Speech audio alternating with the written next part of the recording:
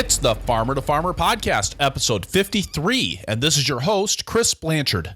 My guest today is Patrice Gros of Foundation Farm on the Arkansas-Missouri state line. Patrice farms on just a half an acre of beds without ever tilling the soil, and while it sounds like gardening, he's definitely farming, grossing $80,000 a year from the crops he grows. And it's worth noting that Patrice keeps a pretty sharp pencil and rakes in a 70% profit margin doing all of his farming in just 3 mornings a week with a small crew. And I do want to emphasize, the no-till farming that Patrice does isn't just an occasional no-till crop here and there. He doesn't own a tractor or a tiller and doesn't even use a broadfork on his soils. Founded in 2006, Foundation Farm builds on 10 years of experimentation with various methods for growing organic vegetables and markets its produce through farmers markets, retail stores, and a small CSA. We dig into, or rake into, as the case may be, the details of how he manages his system, from scheduling and weed control to fertility management. Along the way, we explore how Patrice has planned his farming operation around his family's needs, how he evaluates crop profitability, and his efforts to balance productivity and quality of life with his employees. I enjoyed being challenged by Patrice's approach to farming, which turns a lot of what I think about right on its head. I hope you'll get as much out of it as I did. The Farmer to Farmer podcast is brought to you by Vermont Compost, founded by organic crop growing professionals committed to meeting the need for high quality composts and compost-based living soil mixes for certified organic plant production. VermontCompost.com. This episode of the Farmer to Farmer podcast is brought to you by Farmers Web, small business software for farmers. Farmers Web allows you to streamline wholesale ordering and operations, making it easier to work with your buyers, reducing costs, and increasing your capacity. FarmersWeb.com. Patrice Gros, welcome to the Farmer to Farmer podcast. Hi, Chris. So glad that you could be here today. How's the weather down there in Arkansas today? Oh my God, it's so warm. We just wonder what's going on here. I think tonight we'll be in the 50s, which is kind of crazy for us. So yes, it's quite a bit of a kind of unusual, warm, not so unusual anymore, but still unusual, warm winter so far. A little bit hard to get used to. So Patrice, I think you've got such an interesting farm, and I've given a little bit of background about your no-till approach and kind of the scale that you're operating on and the fact that you are actually running a farm and not a garden. Can you tell us a little bit about how this all evolved? Well, from the very start, I wanted to make this a way of making a living. This was never meant to be a second, kind of hobby type of activity. So that was very much a goal to quit my previous career and then engage into this new thing, which was going to be a lot more than a career, of course, because it was quickly clear that it was an absolute passion for me. And so a book that really got me on the right tracks was a book by Scott Nearing, The Good Life, which I think some people might have read. It's the book that inspired a lot of people back to the land types in the 60s. And Scott was saying, you can absolutely make a living on the land. It's doable, and this is how we do it. And he did something else. He said, make sure you line yourself up with your lifestyle. In his case, it was a very simple land-based lifestyle, and we embraced the whole thing. We started with a very cute setup with the farmhouse, 12 acres, but I was going to farm all day long, and really match our needs to what I was doing with the land, and we did this for many years. The thing that happened, though, is as we evolved as a family, as we became 4 people, and we sort of lost a little bit that original connection to the land and innocence about what we needed to do. And we started to be a little more, I guess, our budget started to increase. And I think what happens is along the years, our lifestyle became more and more complex. We had to move to a town, so kind of we left the very pure setting that we had in the country. We moved into a place where we had a lot more expenses. Meanwhile, I was always wanting to farm, so the farm became more and more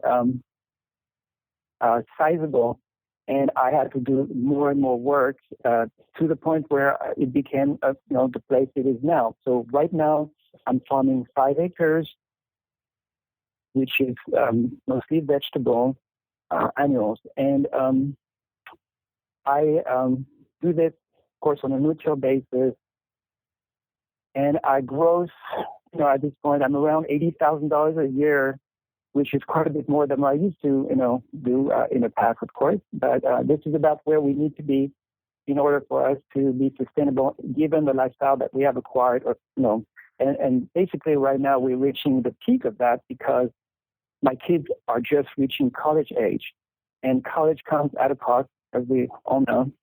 My daughter goes to Cornell. She's not exactly the cheapest place to be. So we're on the hook for, roughly $10,000, which is really a good deal. She did very well, got a scholarship, and then we have our son coming in, so another $10,000. So all of that really makes my farming a little heavier than it used to be. And so that $80,000 off of the 5 acres, how many of those 5 acres are you actually farming? I mean, like how much of that's actually in your no-till beds? Okay, that's right. Because at 5 acres, it means absolutely nothing. This just the 5 acres is the kind of template around the farm. That's the land that captures the whole thing. But if you measure the amount of square footage that I use that are actually cultivated and grown on, then we're looking at 24,000 square feet, which is roughly half an acre.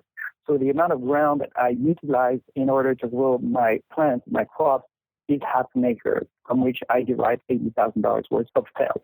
When we talked a couple weeks ago, I think the profit margin that you quoted was up around 75%. Actually, probably more 70%. Okay. So because the growth is really not relevant to the real need for a family. What counts is the net. I needed about $50,000, to live on based on our lifestyle that we arrived at. So yeah, that's basically my numbers. Wow, because those are not typical numbers for somebody operating on your scale, and particular. If we're really talking about a half an acre of land that you're actually farming, right. That's impressive. There's a lot of other examples of farms that are very successful, quote unquote, and they have to get to that net. They have to go way past $100,000, all the way to $150,000, which of course means you have to work that much more. Now, there are many reasons why I have such a profitable format, and it all comes from the no-till approach. My big inspiration for no-till is Fukuoka's book, The One Straw Revolution, which is sort of a very abstract kind of book, but it is a beautiful book that really, really made a huge impact on me early on. And if you read Fukuoka, if you really read and read him again and really get under his skin, the main message is not really a technical message. It's a message of looking at your task, at your working life, and really approaching it in a sort of a Zen way where you try to reduce the tasks to the essential ones and to actually try to eliminate some of the tasks. So it's like the no-do, okay, and I'll give you some examples. In a no-till approach, obviously, the first no that you hear is the till, no-till. So I do not use machines. I do not touch my soil. The only thing that gets to my soil is a rake to prepare the bed and horse trowels and transplanting small little devices or transplants. So no machine. So that's one big no. A second no is I don't do any compost. So I can also claim that I'm a no compost farmer. My composting happens in the bed themselves. There's a whole system where all the decaying organic matter that is happening on the surface of the bed, that can include the decaying plants, the dead plants, to mulch, always gets parked in places on the sides of the bed, which allows the composting to happen, the decay to happen, but I do not actually have a composting ability or activity, I should say. And then another no sort of activity that I do not have is the cultivating activity, which is huge. I mean, weed management, of course, is some people claim that it's 90% of farming. Well, in my whole schedule of work, I would say a cultivation is maybe between, at the maximum, 10%, maybe more like 5%. I do some hoeing and cultivation, but it's very, very small amount. So if you bring all those different situations, which are absence of work, you actually, what you do is you reduce your labor, you reduce the need for machines, for time spent, and the bottom line of all that, it becomes immensely profitable. When you talk about a no-till farm, I mean, I live in the middle of a sea of corn and soybeans, here in the Midwest, and no-till to my neighbors, I think, I have a feeling it means something very different than no-till means to you. What are you doing instead of tilling the soil? I mean, clearly you're not out there spraying Roundup. Exactly. I mean, the no-till, mostly you're mentioning, is a grain sort of based no-till. That some of the Midwestern big farms are starting to look at to combat erosion. But they have to use a lot of chemicals. Of course, I'm an organic farm, which I should mention as well. I'm USDA certified, so no chemicals. And, I'm using permanent beds. I'm not using row cropping. So the erosion is absolutely zero on my land. My entire grid of beds is surrounded by the original pasture. So that's another aspect of my system, where if you are not on a bed, which you're never on a bed, you are essentially walking on a grassy path, which is the original pasture that has been mowed for years and years, and which is beautiful. So I have a grassy, sort of situation that surround all my beds. And then, are you using a mulch system on your beds? Yes. So how does no-till work? No-till essentially means that I use a lot of organic matter, and I layer that organic matter on a regular basis. My main source of organic matter, if I were to rank in terms of bulk and use and quantity, is mulch in the form of straw. I could have used something else, but in my area, I have access to very large wheat farms, and therefore I use wheat straw as a sort of mulch. Then another source is also manure. I use rabbit manure once a year, which I just finished doing that today, and had to take a good shower, by the way. But so, yeah, I've finished manuring my bed. Took me, a very little time, and those are the main bulkiest forms of organic matter. Those are being spread strictly on the surface of the beds. And then they're being played with and toyed with as we go through the season, depending on the types of crops that I introduce in each bed.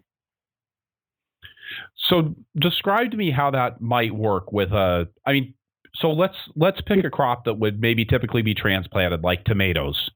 Okay. How would the process go through the year?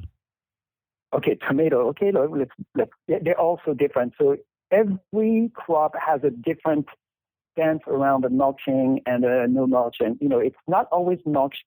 I can say, for instance, before I jump into the tomato part, most of my work with lettuce, which lettuce is a big part of my work, does not include mulch, actually. When lettuce comes in a bed, the mulch, which is on the bed, gets to be pushed out, kind of like, imagine like a kind of opening curtain. So I just push whatever is on the bed to the side, and I use, my beds are 4 foot wide, and I use the half foot space on each side of that bed to clamp my decaying organic matter, which is still on the surface of the bed, on that half foot, which leaves me with 3 feet of space, of empty, of bare soil to actually introduce my lettuce. But that's just lettuce. Lettuce does not like mulch because it tends to develop a lack of aeration around the base, and it actually drives some bottom rot, which I just prefer not to do that and take a chance for that. But most of the other crops, especially all the summer crops and, like cucumber, squash, and tomatoes, involve a lot of mulching. So, for instance, let's talk about tomatoes. I have high tunnels 4 of them, which are 100 foot long. So I'm very tunnel intensive. I do a lot of winter work, which is part of my income generation. So I'm really a full-blown 4-season farmer. I love that. So tomatoes come at a time. I'm very, very different. My system is developed very differently. I don't know how to explain that, but I don't resemble any of the other farms. So the tomatoes will be waiting patiently until June 1st in my strategic, planning, which is pretty late. Why is that so late? Because before June 1st, I have an amazing amount of early spring and late winter work happening in the tunnel, which generates a lot of income. So we're talking about spinach finishing, we're talking about peas, we're talking about baby greens and Japanese turnips and carrots. They're all finishing in April and May in my tunnels. As soon as June 1st comes in, which means it's very warm in the tunnel, comes the whole tomato wave, which takes over all the tunnels.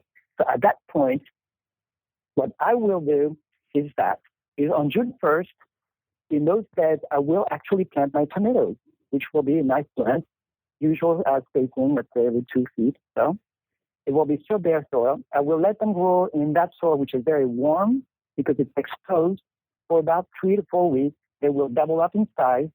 At the point where they're about 1 foot tall, let's say, I will then bring in the mulch. So here comes my square bales of straw, and I will mulch the entire, every single bed of tomato in those tunnels. And that will be it. And I will never have to look at those tomatoes again. I will actually say that, of course, the tomatoes get to be caged and also trailers, depending on which situation it is. So I guess planting into bare soil and then mulching later on after the plants are established and have taken advantage of that heat. Yep. So then when the tomatoes come out, I suppose you're going back in with some of these, I'm assuming, direct seeded crops like the turnips and the spinach and the carrots. Right. You're talking about September now. Okay. So in September, we're getting ready to flip the greenhouses back to the winter, or in September, we're getting ready to flip the high tunnels back to the winter crops. Right. Which by the way, my tomatoes hate that. You know what I'm saying? What do you mean? They hate when I come in September because they still want to live. They're fully loaded. Yes. It's a huge, dramatic, kind of dilemma that I think some of the farmers out there can relate to. Yeah. Well, you're taking out stuff that's actually making you money is a little bit difficult. Exactly. But my advice to all you guys is to really make this work based on your calculations of yield and money. Don't make it a sentimental or emotional decision. Make it a money decision. I know it's really hard to pull some beautiful tomato plants fully loaded in tomatoes, but just realize that there are some crops and winter crops that need to be established and need to be mature in time for full harvest in winter, and you have to be careful. Well, tell us how that goes. Tell us how you go about getting those beds now that are covered in straw and tomato plants. How do you? I mean, I would come in, pull the tomato plants out, and run a rototiller through there, but right. You're obviously not doing that. No, the beauty of this is something I do, and of course, a lot of those things you discover as you actually, as you're playing the flute, you really figure out beautiful things you can do with the flute. So as you're playing with that mulch, you're discovering beautiful things to do with it. And so what I do with this mulch at the end of summer, as I'm pulling the tomato out, by the way, those tomatoes are the only plant that are not, they're so bulky, I usually have those plants pulled out. They're not decaying on the bed because they're really too messy to stay there for my winter crop. Everything else, which essentially is mulch, straw, gets pushed, especially the beds on the side, they're pushed to the side. And I use the mulch, the beds are on the outside of the tunnels are really cold on the outside of the tunnels. So I have a system where I actually have a trench to help with drainage.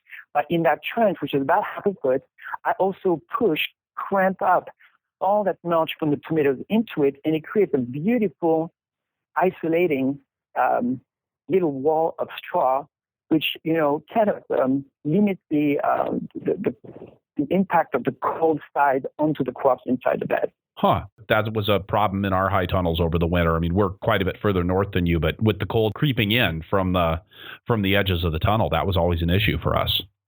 Yeah. So imagine something is hard to imagine, but imagine like all that straw is very easily compressed. There is something really beautiful and a little magical about that straw that can be compressed to where it's only occupying half a foot of space. And once you understand that and how you practice using your rake to push onto the straw, and then things start to become more obvious. And now you've got that bare soil, and are you just seeding directly into that? Yes. And then, of course, the soil, I want to say something about it. This is a good time for me to really sort of have a little commercial, can break on the It's when you do this and you open up that soil is so amazing. It's so crumbly. It's teeming with things you don't see, and it's teeming with things you see, like earthworm activity on my soil is unreal. And I can say that because I see a lot of other farms, and I see the impact of tilling, and I see what tilling does, which is essentially destroy the microbiology of the soil. And it's hard to really tell until you have a no-till soil the difference. If your only baseline is a bunch of tilled farm, organic or not, you'll never know. You'll never know what it means to have a no-till soil, which you have to come and see my farm to really tell the difference. And I think that one of the things that sounds interesting about your system is that, I mean, we talk about no-till up here in Wisconsin or Minnesota or Iowa. We're typically talking about tilling for several years and then doing maybe a year or two of not tilling. I mean, like I'm thinking about the Rodale system, where you're seeding down an annual crop of rye and hairy vetch, and then going over that with a roller crimper and then planting into that. And that's not something that you continue to do every year. That's like a one-off thing. And then you would till it up and plant your carrots. And again, this is not what you're talking about. No, and frankly, that soil will never be resembling mine. You will. What the best you can get out of this system is a kind of a powdery sort of structure, but the true no-till structure is made of like the most pristine and nature-based aggregates, which has this bacterial glue that creates this crumbliness that is not what you get from a tilled soil. It doesn't matter how much compost you till in. It doesn't matter how much cover crop you play with. You will never get to the structure of no-till soil. I'm not here to say that, by the way, that tilled farms are bad. I'm not here to say that I can beat their yields, but I'm here to say that in terms of input and in terms of ratio of output to input, I'm pretty sure I'm on top of all that. Well, and I guess when you mention the inputs, that's something that I'm interested in getting into a little bit. I mean, it's not like you're producing all those inputs on your farm. How much for your half acre of beds and for your $80,000 gross in sales? How much straw are you bringing in for that? Okay, well, great. Yeah. So yes, I'm not sustainable in that sense. I would have to have a big wheat field out there, probably maybe 50 acres.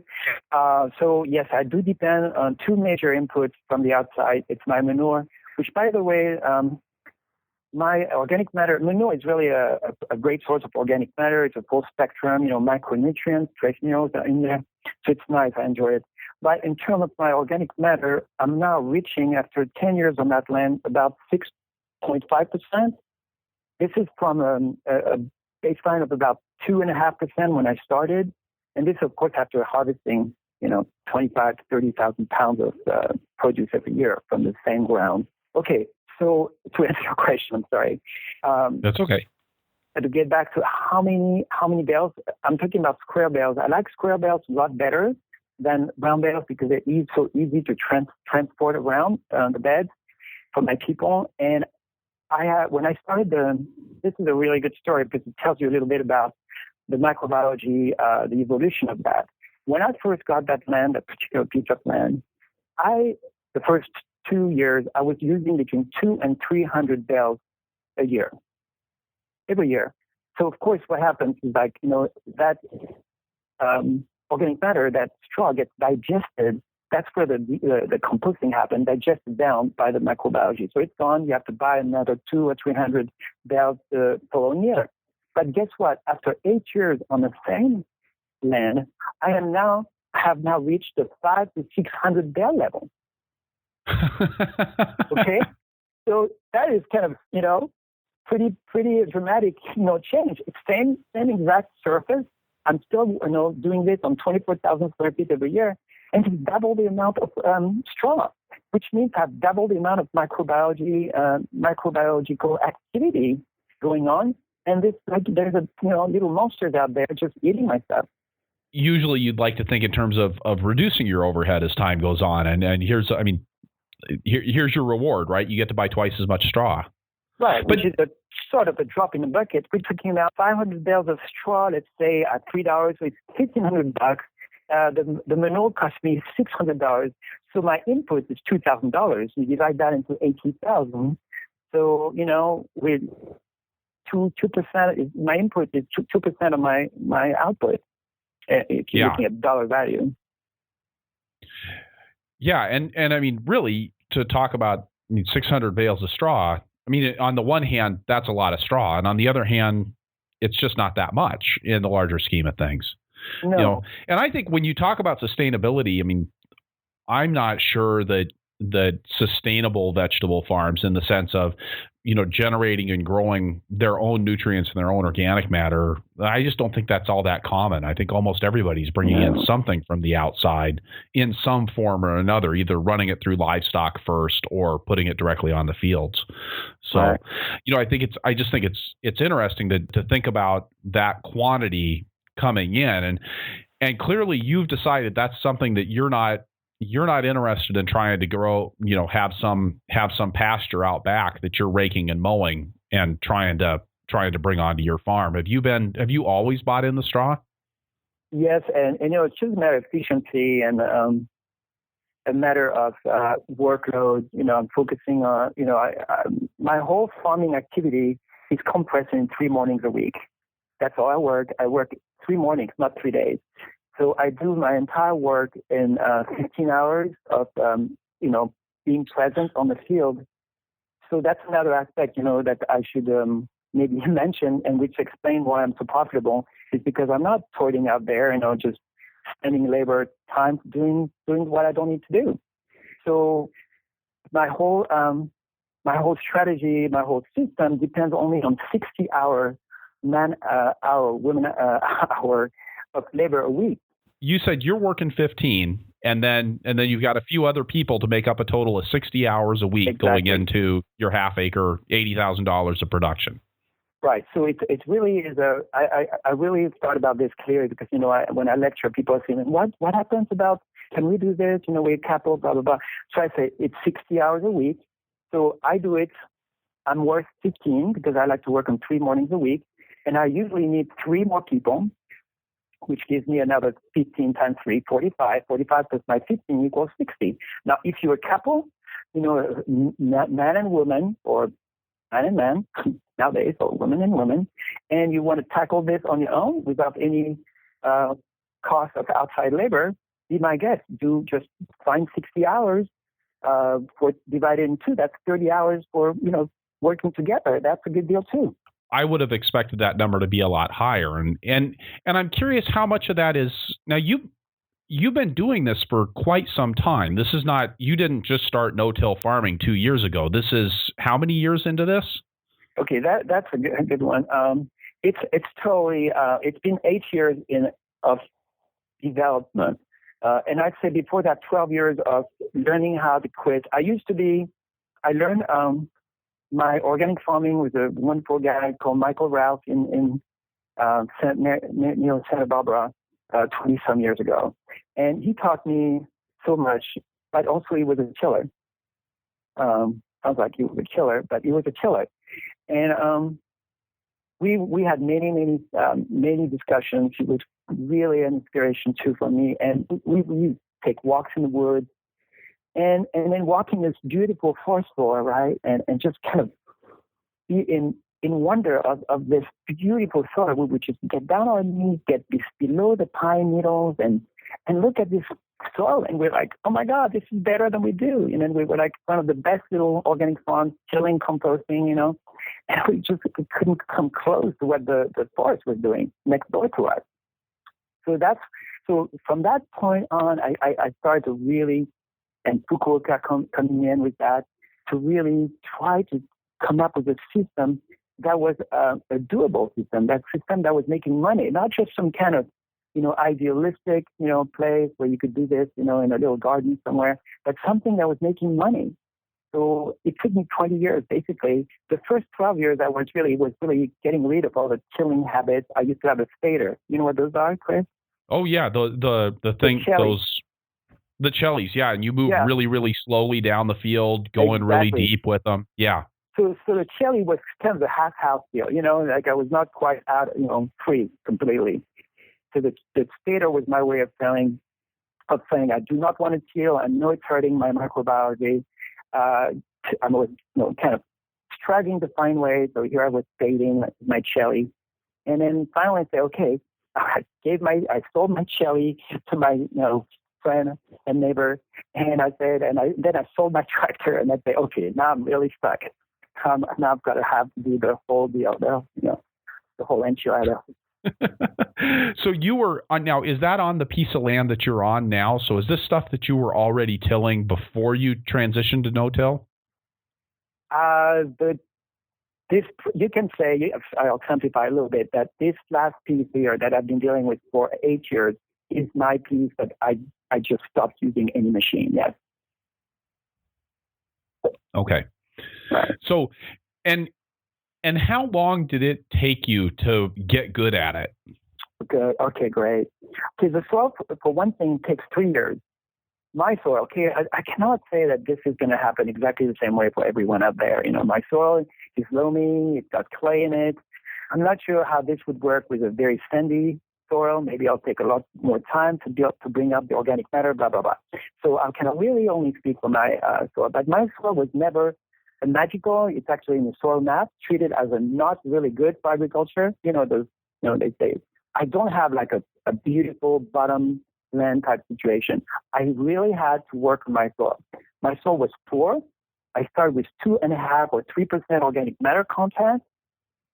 And after 3 years, I'd say I really saw a huge difference. Now, if you look at my soil, the color has turned from light brown to this deep, dark, almost black soil. It's really amazing. When you decided to sell the tractor, sell the chelly spader, I mean, that feels to me like that must have been a pretty gutsy move. No, because I was already, really on some of the beds. It was a progression. I was not, it was not like a cold turkey thing, like one system to the next. And actually, when I do teach, some of my classes, I always tell people when I would talk to farmers, I have sometimes crowds of farmers in front of me. I said, don't just jump off the cliff. Just give yourself one area and start to really put together a series of steps that allows you to not use machine and use your usual system on everything else. So I've done that. At the same time I was spading and doing, getting rid of, cover crops, whatever. I was actually coming up with an alternative system which allowed me to not have any machine. Now, there's one thing that I need to tell you about the system that makes it work. The usual problem with not having a tiller is when you get back to your farm and it's, let's say it's March, and you look back at your farm, you either have a mess of weeds on your hands because maybe you're not so much on top of things, or you're a good farmer and you have cover crops. You maybe have veg, the usual veg, rye kind of deal, and you need a tiller to get rid of it so you can get on with things for spring, right? Right. Are you with me? Yep. Okay, I don't do that. And it took me a while to figure it out. So, okay, what? Because I used to try to do winter cover crops, and my first strategy for this was to use oats. Now, why would I use oats? Because oats in my area, winter kills. Okay? So I was trying to do a lot of oat work and then hope that it winter kills, and then I would get back to my bed without having to kill because there would be dead oaks, and I would just break that out and get back on my no-kill system. Well, I actually went one step further. I said, forget even trying to do winter cover crops, and instead what I do now is my system involves a very drastic step, some kind of somewhat radical step in November when I close all my beds from just doing my fall work on the outside, not of course inside. I'll shut down the bed by adding mulch at that point in time. So all my bed gets a little bit of mulch, not a lot, maybe 3-4 inches of straw on all the beds, and that will keep them completely covered, protected, weedless until I get back to them in March. Do you get it? Do you get that? Yeah. Okay. So I mean, basically, you're just cloaking the soil with something other than a cover crop. You're doing the mulch instead. And guess what nature does in November? Okay, it lets all the leaves fall to cloak. I like the word cloak, to cloak the soil, right? And then guess what happens in March or April when you walk through the woods? You see those beautiful plants, right? Pushing the leaves, the mat, the mat, and it's like this gorgeous green. That's why, I'm not at that point yet. I'm not as good as that, but. All right. So, Patrice, we're going to take a break here and get a word from our sponsors, and then we're going to come back and I want to keep digging into some of these nuts and bolts of like, how do you do this? Because I have about 10,000 objections based on everything that I know about farming. So we're going to get a word from our sponsors and be right back. The Farmer to Farmer podcast is made possible with the generous support of Vermont Compost Company, makers of Fort V and Fort Light potting mixes. When you're growing transplants, all of the investments you've made in plant materials, heat, labor, and overhead depend absolutely on the performance of the media where you expect your plants to grow. And if you're an organic grower, you're probably using a media based on compost. That means you should be looking for the best compost. Most organic potting soils have two basic parts, the compost and everything else. At Vermont Compost Company, Carl Hammer and his crew are very, very intentional about the inputs they put into their compost. While they're making use of waste products, waste disposal is not their primary goal. Ingredients are sourced consciously and with the end in mind. The same goes for the everything else part. Like the best in art, everything in Vermont compost potting soils has a purpose, whether it's the chips of ocean blue granite or the kelp that provides micronutrients and a little smell of the ocean. Fully composted compost, top quality ingredients, and a real sense for the art and the science of plant production, combined with a real commitment to organic growing professionals to create a consistent product year after year. And in something that's subject to as many variables as market farming is, it's nice to have something that you can count on. VermontCompost.com. This episode of the Farmer to Farmer podcast is brought to you by Farmers Web, small business software for farmers. Farmers use Farmers Web to streamline work with wholesale buyers such as restaurants, schools, corporate kitchens, distributors, and retail stores, making working with each buyer easier and increasing the number of buyers your farm business can work with. Taking orders by phone or email, collating them into spreadsheets, and entering them into an accounting program for invoicing takes time that you could be spending on farming and sales or anything other than office work. With Farmers Web, your wholesale customers can place their orders online, or you can take the orders over the phone, by email, or in person and enter them in yourself. You can define different payment terms for different buyers, give select buyers special pricing, and generate pick lists, packing slips, and product catalogs for your customers. You can keep track of payments that you receive by check or buyer payments by credit card go right into your bank account. Farmers Web can even help facilitate arrangements with third-party logistics providers or help you coordinate deliveries with neighboring farms. A flat monthly fee means that no amount of orders or number of buyers affects your cost, and you can pause, cancel, or switch plan types from month to month at any time, even during the off-season. Farmers Web is available to farms, food hubs, and local food artisans nationwide. FarmersWeb.com. All right, and we're back with Patrice Gros from Foundation Farm in northern Arkansas.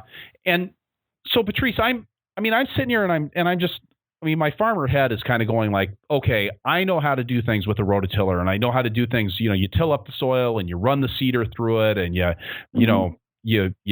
go in with a broadfork or with the yeoman's plow, and you get things deep, and you're kind of turning all of that on its head. Can you kind of, again, we kind of went down this road with the tomatoes, but I'd like again to kind of just walk through how the cropping season works. Can I do onions, for instance? Because it's a good example. Yeah, let's do onions. All right. Onions are kind of an April 1st thing for me here. Now, onions, I like to work with plants. Okay, some people like said I like plants. I put them in trenches and I put them about 2 inches apart. And I do about 10,000 onions. I can count them because in some small, I'm still a small farm. So 10,000 onions. I don't know how that compares to other farms. It's kind of good amount. So to start with, I don't have to worry about the tilt of the soil, because when I get back to those beds, which are winter beds outside, the structure, the crumbliness, the tilt of the soil is absolutely, as good as tilled. Except it doesn't feel like powder; it feels like crumble. But you can take a little trencher. So I will take a trencher, which is kind of a tooth-like little metal, which will go maybe 2 inches down. Very, very surfacey. 2 inches. That's about as deep as I get on my soil. Which, by the way, I for people out there that are wondering about onions, I think onions don't need to be put in deep. I don't know. Maybe I don't know what you think, Chris. What do you think about that? Since you're a farmer, we always found putting them in shallow worked better because they kind of want to grow on the top of the soil, anyways. Exactly. So an old timer that has been doing onions for, I swear, 60 years. It was beauty. I said, tell me something about onions that I should know about. He said, Patrice, keep them very shallow. So I said, okay, great. So I go in there on a bed. So this is where it gets a little bit technical. So I need to open up my mulch, right? I crumble or cramp up my whatever decayed matter. There's manure in there. Remember now, I have manured all those beds in January, because I just finished that today. And so the manure goes onto the half put on each side of the bed. So either side, I have this mulch, old mulch from winter, from last year, decayed plants. There might be some crumbled peppers or whatever plants in there, kale. All of that is in there. Then it leaves me about 3 feet. In that 3-foot wide space, I can introduce 4 lines of onions. So what I will do, right now we are April 1st, and between April 1st and May 1st, I will have those onions put in old trenches, and then I close my trenches on each side of the irrigation line. So I've got 4 lines of onions. They will grow, slowly at first, May 1st, and May 15th, and maybe around between May 15th and June 1st, I will have some weeding happen.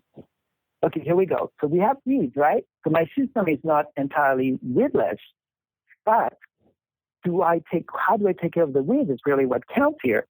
I do not cultivate. Guess what I will do? I will then take my mulch, my bales, my new mulch, my fresh straw, and I will bring in that straw between the rows of onions and squeeze my onions. It's kind of tricky. This will actually be labor intensive, and you'll take a little fistful of mulch and squeeze and smother the weeds, whatever weeds are coming up, because it will be below the mulch. And all you have then left after you've done your job is 4 small size, small rows of onions just emerging out of that mulch you just put in.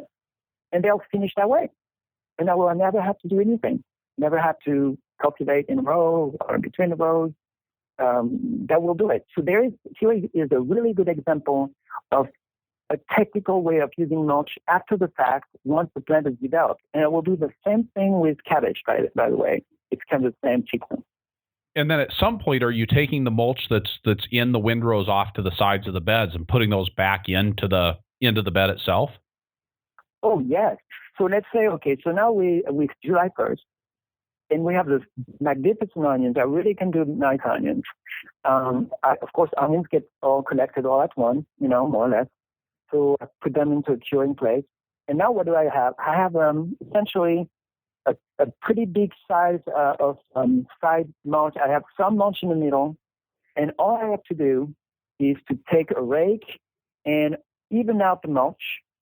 So all that mulch that is now really composting well because it's warmer, with all that old manure from January coming into the center of the bed, mixed in with the old, the mulch that was in between my onions, and make it a real nice kind of even bed. I might add a little bit of straw, and then I'm ready for summer. And it's a perfect place to do cucumbers or squash, whatever. What about with a crop like say carrots or arugula? I mean, how would you go about doing that? That would be spring or early spring. It would be maybe early late summer, maybe August.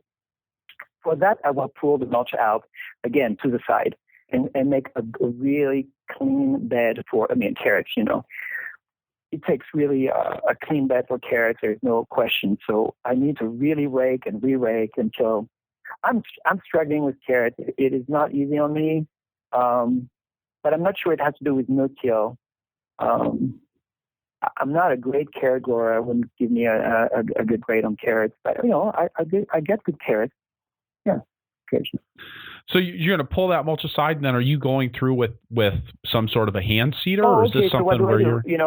I don't even. I have a seed. I have a seeder, hand, little bicycle like. I forgot how do you call those. Yeah, I think the Earthway. Earthway, thank you. I have an Earthway which I've used a couple of years. Now I'm just down to dial seeders. I have about 12 of those, and I'm happy with those. I'm small enough, even though, I'm small enough that I can do that. And by the way, arugula, since you asked about arugula, it's one of my main crops. And I think one of the podcasts, I think the lady from Austin was mentioning arugula being a really great crop. I absolutely think arugula is one of those crops. It's just Arkansas. It's hot in summer. I can do arugula nonstop, any season. Winter, spring, summer, arugula is a king for me. And are you doing, when you do a crop like arugula, are you doing those in nice tidy rows so that you can do the weeding? Okay. And you said you're seeding that with a dial seeder. I'm not familiar with that. Those hand seeders? They're like gardening tools. I'm almost ashamed to mention it, on a farming podcast. But what's really cool about my whole farming system is I'm actually invited by all these gardening clubs. I'm going to do the master gardeners here, the state, whatever, because I can talk about this and do it in your backyard. It's wonderful. I am totally I am the ultimate, farming to gardening system, or even like tiny little backyard urban farming. Do it on your rooftop. This is the deal. So tell us a little bit about how you're actually marketing your produce then. I mean, you're near, I think, Eureka Springs, Arkansas. That's right. Which I started the market here 13 years ago when I moved in, and it's now a really good one. We have 35 vendors, very, very high quality people, bakers, farmers. We have very strong farmers. I'm very proud of this deal that we have here. So that takes care of two markets for me, Tuesday and Thursday. And then I have a big market here in this area in Fayetteville, Arkansas, which is very old, 45 years old, 100 vendors, big deal. How to do that on time. And those farmers market, is that the only outlet you have for your produce? That's 65% of my growth. I have a tiny CSA. I could go into a CSA. I don't know if I want to be that, kind of a dissenting voice here in the CSA world. But I'll say it because, I'm French, right? I need to kind of state my opinion here. I say I don't like CSA for one reason. I think CSA, like the one I think you have, Chris, on the outskirts of a big city, absolutely, bravo, beautiful. But if you have a CSA, a bunch of CSA guys inside a small village where you have a well-developed farmers market, I sort of call that preempting. Mm. You know what I'm saying about preempting? I'm saying, CSA, you go to a place and say, oh, you like me, I like you, give me a nice check for $500 and I'll take care of your needs. It's like, wait a minute, there's a bunch of other farmers out there. So I'm not a big fan of that for the particular marketplace we have here. And so you do a little bit of that, and then are you also selling to restaurants and grocery stores? Yes, I have a big co-op in Fayetteville that is an absolutely beautiful supporter of what we do, local people. So that takes care of a chunk. And then restaurants, although I would say that I have a very, very hard time in the Midwest finding chefs that understand what we do. When you say understands what you do, understands the no-till side of things, or just understanding the whole local food thing in general? Yeah, understanding small batches of uneven, not perfectly calibrated, coming out of a beautiful box of exactly 58 peppers kind of deal. Yeah. Well, and I think down in that area, between Fayetteville and Branson, I wouldn't exactly think of that as being a foodie area. That's not the first thing that comes to mind to me on there.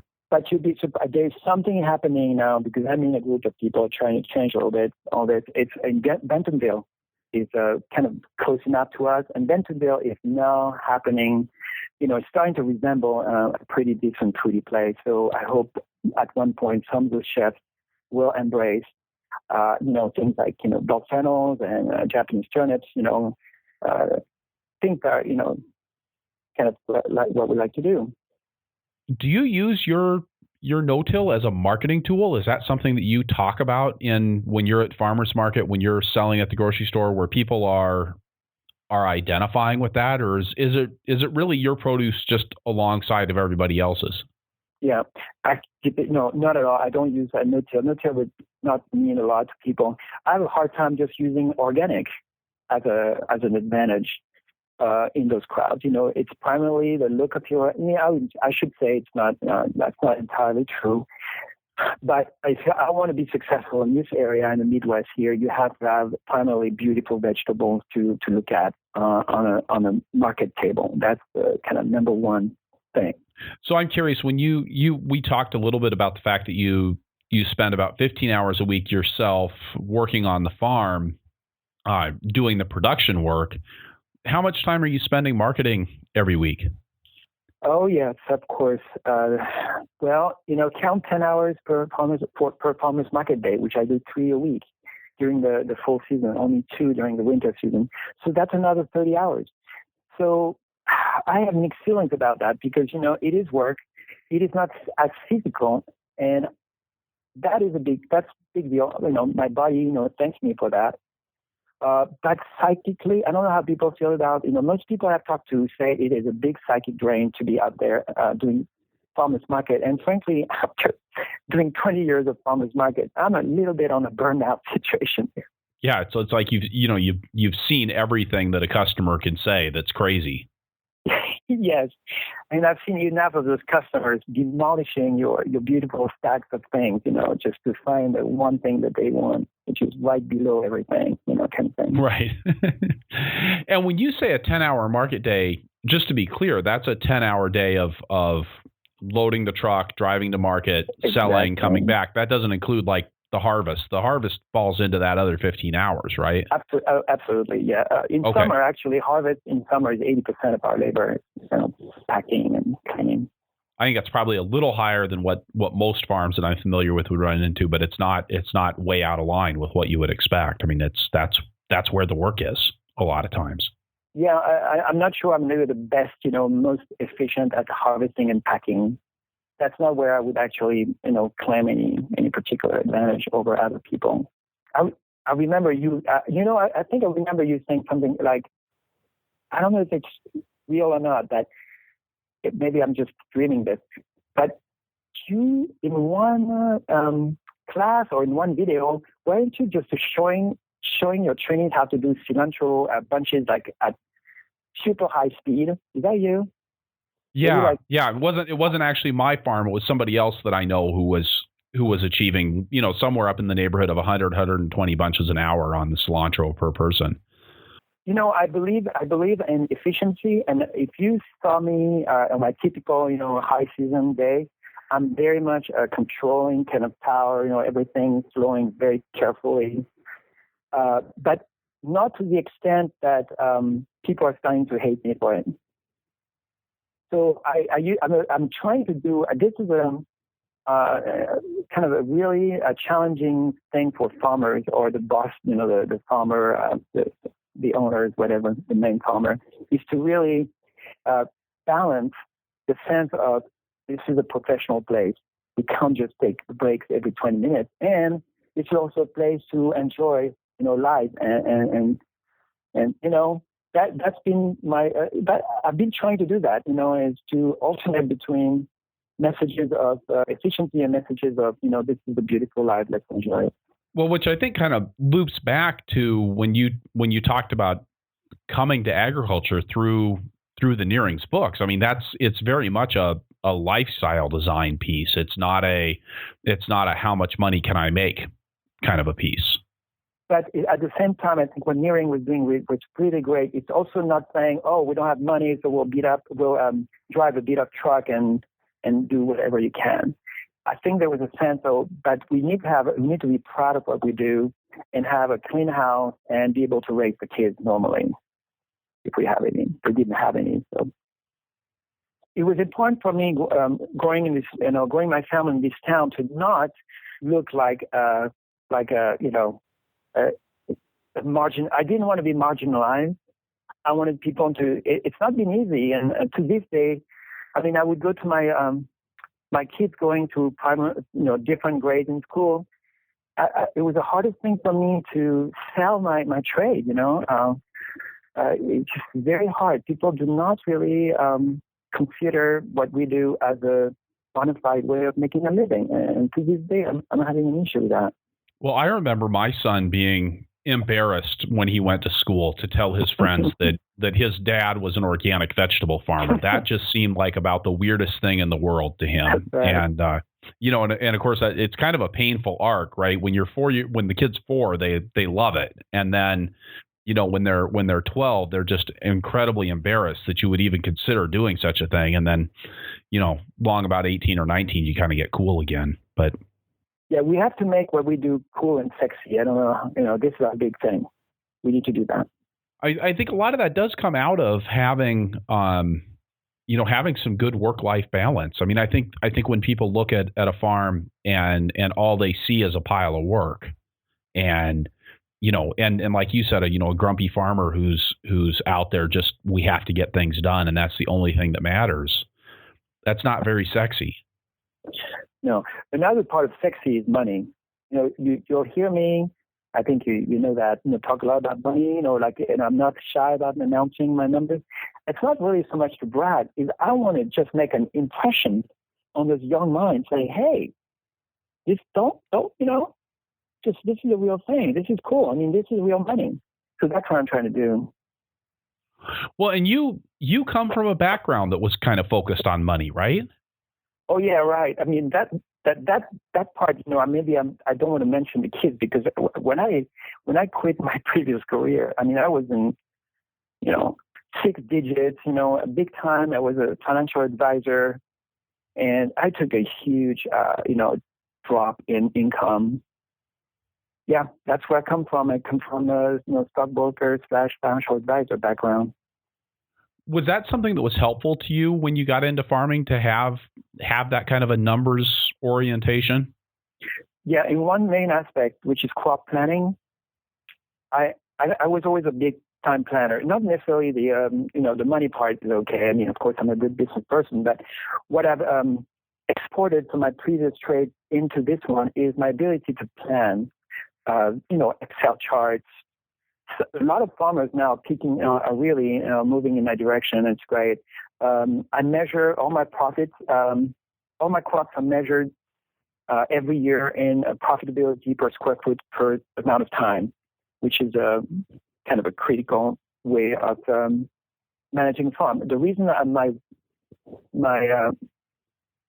results, my numbers are that high is in part because I have a very keen knowledge of my profitability. And one thing I can say about this, for instance, is that I do not grow corn, and I do not grow okra. I mean, just and I do not grow strawberries, because they're simply not profitable enough. I mean, I love strawberries. But I will not, sacrifice my square footage of soil, of no-till soil, to a crop that can make only half the money that arugula or basil makes on the same space. So when you say measuring profitability by square foot and by how much time you're putting in, you tell us a little bit more about that? I mean, are you doing both of those at the same time, or are those two separate measures? This crop's making a lot per square foot, but it's not very labor intensive, or maybe this one, are there balancing is there balancing that you do with that? Yeah, this is a compounded measure. So it's the lettuce will make so many dollars, and I use sales, dollar sales as my main way of measuring things. But I will measure how long a head of lettuce stay in the ground between the time it's transplanted and the time it's harvested, which, lettuce is a good example because it's so fast. So lettuce will take 4 to 5 weeks, right, to function as a crop. So it's only occupying that soil 1 month. So possibly I'm pushing in things a little bit. In that same amount of square footage, in the same square foot, I can grow actually 12 heads of lettuce during the year, where if I had garlic there or strawberries, I could only grow 1 crop of strawberries or 1 crop of garlic, possibly, counting overwintering in that same space. So quickly enough, in order for you to match that head of lettuce with garlic, you would have to sell a garlic, $10 a garlic or something crazy, or more than that. So once you know those measures, then it becomes obvious that up to what the market can take, there are certain crops that you need to prioritize. And usually it's not really the glamorous crops. And I'm talking about things like baby greens or arugula, basil, even cilantro. So usually a lot of the greens can really pack up that high profit per square foot per time. It's actually something that as I've been talking to farmers over the last year, a lot of people who are really raking in the high dollar per acre values and just the high dollar values on their farms really are focused on those rapid turnover crops. That's really something that I've noticed. There's room for something like kale where you can pick it all season, but the idea that you can get in and with those salad greens and do multiple crops, get in, get out. This seems to be a real hallmark of a lot of very profitable operations. Yes, not to exclude occasional, right? In order for the other crops to catch up with those quick turnover crops, they have to be incredibly high yielding. Good example of that could be cherry tomatoes can actually match those quick turnover crops by being very high yield. And I can, a basic measure for people out there that in my book, if you can beat 50 cents per square foot per month, you are doing extremely well. Anything between 50 cents and $1 per square foot per month is just very high. And those are my star crops. And in those, of course, you get the arugula, the greens, bok choy might be in there. One thing is Japanese turnips, because you can pack them up so tight. That's in there. But occasionally I'll have cucumbers or basil, things that are longer. Go in there and just match the other guys. Lettuce is absolutely in there. Very, very easy for lettuce to be in there. But cucumbers or even squash, I'm trying to come up with a more like traditional crops, will go in there, but it will not be as easy. In order for a squash or cucumbers to make it to that top tier of all my crops, it will have to be an extremely good year, which means, for instance, I will have to have really all, my game really together in terms of not getting in trouble with vine borers or having an issue with cucumber disease, whatever. Anyway, so a lot less reliable. So something that I'm interested in that you're kind of alluding at with this idea of being able to get in multiple crops per year, you're not in the northern half of the country. I mean, once you get down to Arkansas, you're not in the deep south, but you're definitely south. How much? I wonder if you have a sense for how that influences your ability to do the no-till, because I know up here in Wisconsin and even in Iowa, a lot of times getting that soil tilled is the way that you actually get it to warm up a little bit faster or get it to dry out so that you can work it. Obviously you're farming in Arkansas, you're not farming in Wisconsin, so you don't have the direct experience. But I'm curious, based on your observations there, how translatable do you feel like a system like this would be if you pushed it up north? Okay, yes, it's a very valid kind of question, but I have one really kind of pretty much an obvious tool to provide to you for that, and that's just going in the tunnel, and then just heat up that soil, and then keep a lot of crops in production in spring in the tunnels, and then wait until it finally warms up to really switch gears and focus on the outside, maybe in June or something, depending on how much time. It is very true that if you're not inside a tunnel, you're going to have an issue with soil temperature on a no-till system. Absolutely. And is that an issue that you have in Arkansas? Yes, I already have that, because if I want to try to really push, start crops in March, and even I try sometimes late February, I might try to do some kale or some spinach outside, I'm going to really have an issue. You can use row covers, mini tunnels, but it just doesn't work very well. Are you ever tempted to just get out there and just give it a little quick till and not tell anybody? No, it would be. It's like when you just say that, it's like saying, "Come on, can you just go ahead and when nobody's walking and nobody's watching you, can you kick your dog?" It's how I feel. You know what I'm saying? Yeah, that's all. It's my cherished, a medium that I will absolutely never impact. If I have someone, a trainee of mine, or even a dog walk on my bed, you'll hear me. I mean, I'll be like really upset. Okay, so you really touch on a limitation, I just want to say. Extremely, so by the way, I'm not just staying put on that. I have, of course, an obvious tool is putting a tunnel on that, and that takes care of things. So I'm just going to get another tunnel. They're grant for this left and right. Some people call me like this last week saying, "Patrice, we have money. Just apply. We have $10,000 for you."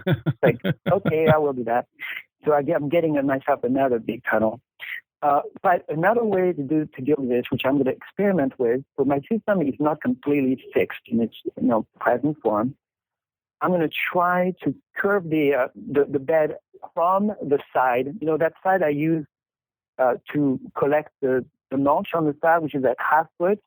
What I'm going to do is I'm going to dig it out from within the bed and throw it on the center of the bed to create a raised bed, in a sense. Okay? Right.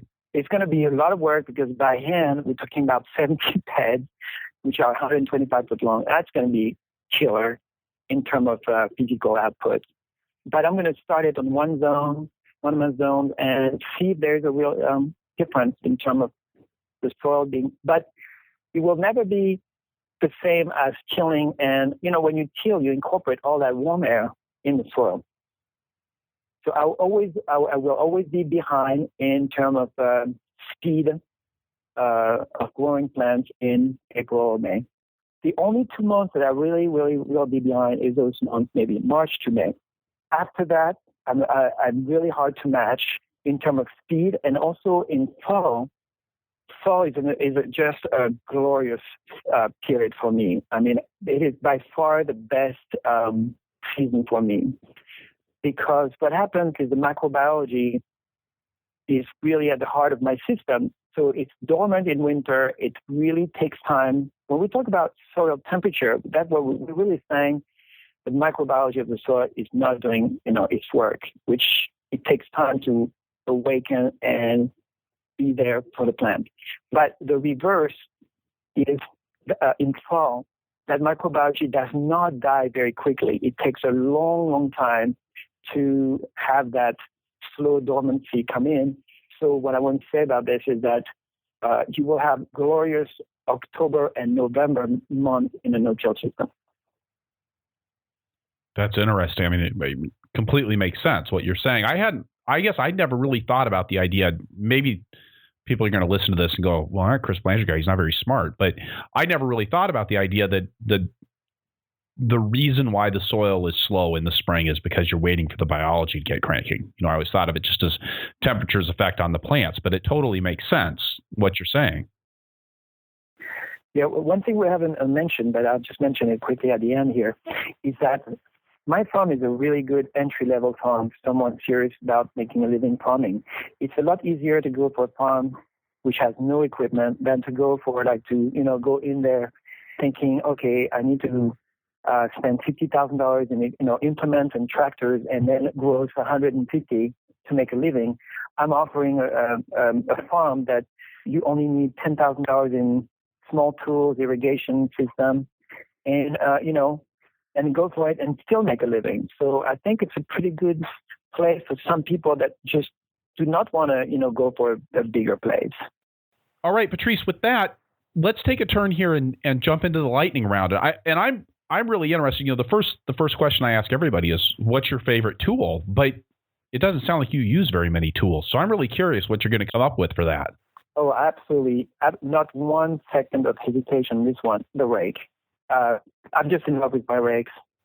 Now you said the rake, and then you said in love with your rakes, plural. Tell me about your rakes. Well, they're my main tool for preparation, pushing compressing the mulch. I just constantly working with rakes to just prepare my soil. It's my main tool, preparation tool, and I just love to skim the surface of my soil and just make it ready for my crop. So when I have to do that, of course, once I mulch, my rake is useless. But I said easily the rake is my favorite tool. And anything special that you look for in a rake? Yeah, I like rakes that are good tools. It's so hard to find good tools. I used to love Spear and Jackson tools. I'm not sure they're still Spear and Jackson. I think they're more like Chinese kind of imitations with carrying the same name. So I'm hoping some guy out there is listening to me and saying, we ought to have great U.S. made tools for those guys that use manual tools. Have you been any time recently in the Lowe's or Home Depot and look at those tools?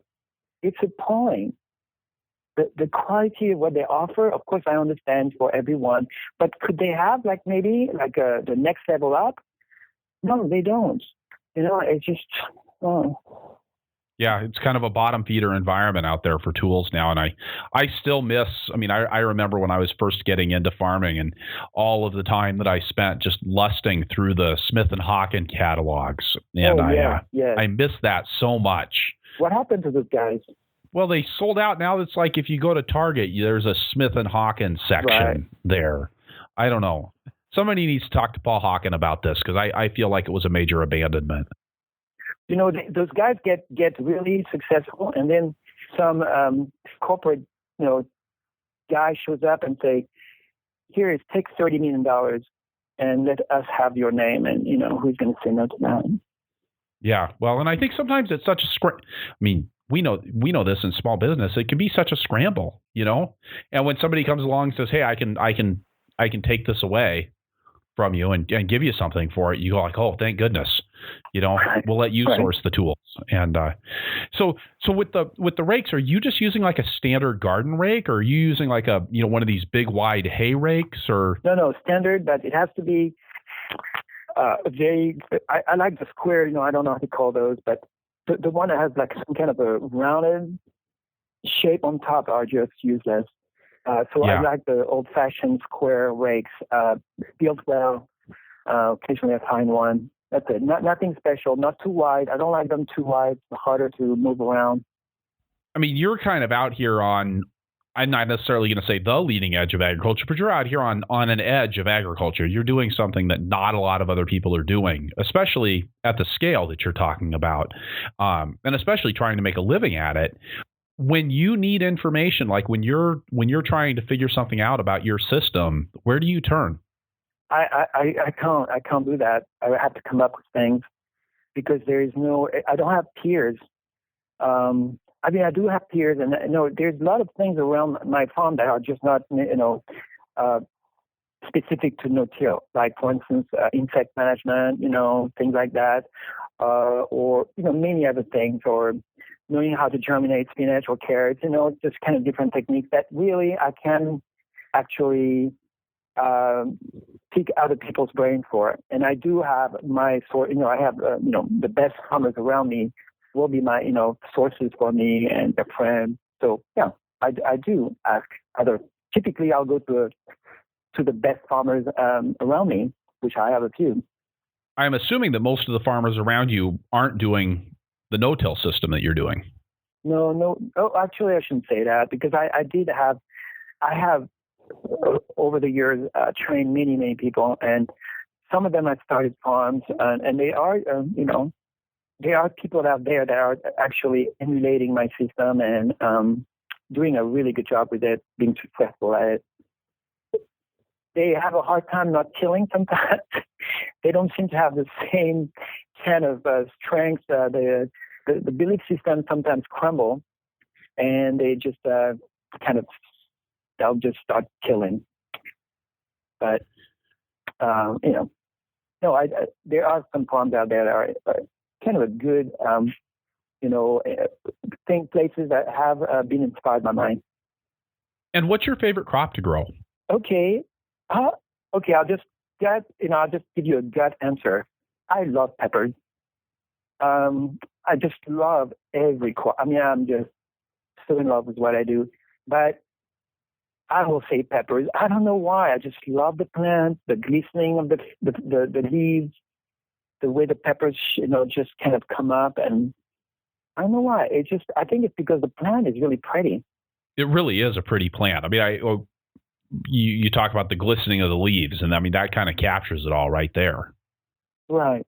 And if you could go back in time and tell your beginning farmer self one thing, when you were getting started in farming, what would you have wanted to tell yourself? I would say try to. The biggest mistake I made the first years is to not realize that I needed to do more. It took me about 5 or 6 years to know the difference between gardening and farming in terms of income generation. And nobody really told me that. What are you doing? You're just doing a garden.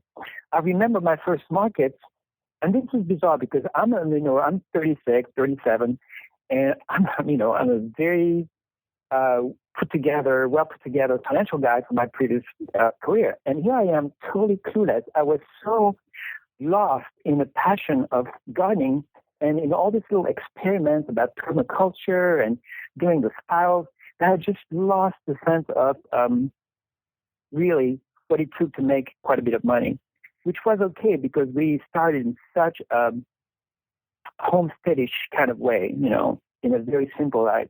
But I remember to this day going to farmers market in Fayetteville, driving an hour with 6 bunches of parsley and 3 bunches of cilantro and 5 heads of lettuce, selling like a bandit in like 45 minutes and driving all the way back with $20 in my pocket.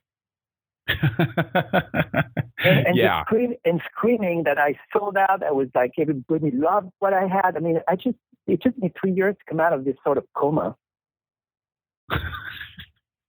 I think that's great. I think that's a great suggestion for anybody that's thinking about making a living at farming. Is really, whether it's understanding. Yeah, when we talk about understanding scale, I feel like a lot of times we're thinking about like, oh, you have to have 20 acres or you have to have, tractors. But I think really understanding that scale question and what that means for whether you're making a living at farming or whether you're making some movie money on the side. Right. But I just never had someone say, listen, I know you have a lot of savings from your previous life, but, making $3,000 a year is not going to cut it, even though you are, really good, in that little farmhouse there. It's not going to cut it. So you have to, align your farming scale to the lifestyle that you have decided for yourself. And that's really something you need to teach the young kids. Like, okay, how much do you want to net? What kind of farming system do you want? You want mechanized, you want no-till, and then this is how much of a surface you need to calculate. Patrice, thank you so much for a really enlightening and challenging episode. Really appreciate you taking the time today. All right, so wrapping things up here, I'll say again that this is episode 53 of the Farmer to Farmer podcast, and you can find the notes for this show at farmertofarmerpodcast.com by looking on the episodes page or just searching for Gros. That's Gros. I've got a string of events coming up. My Better Farm Boss Employment Workshop in Grays Lake, Illinois is on February 17th. More information is available at purplepitchfork.com/betterboss. I'll be at the Oregon State University Small Farms Conference in Corvallis on February 20th. And on February 25th, I'll share my full-day session, Manage Your Way to Farm Success, at the Moses Organic University. I'll also be at the Moses Organic Farming Conference on the 2 days following that, talking about herbs and time management. If you enjoy the podcast, I'll bet you'd enjoy my weekly email newsletter, The Flying Rutabaga. Check that out at farmertofarmerpodcast.com or purplepitchfork.com. Also, please head on over to iTunes and leave us a review if you enjoy the show, or talk to us in the show notes, or tell your friends on Facebook. We're at Purple Pitchfork on the book. Your reviews and referrals make a huge difference in our ability to reach out to a growing circle of listeners, and I appreciate everybody who's taken the time to give us those reviews and referrals to date. One more thing, I appreciate so much all of the great guest suggestions that I received through the contact form on the farmertofarmerpodcast.com, and I encourage you to keep them coming. Please let me know who you would like to hear from, and I'll do my best to get them on the show. Thank you for listening. Be safe out there and keep the tractor running.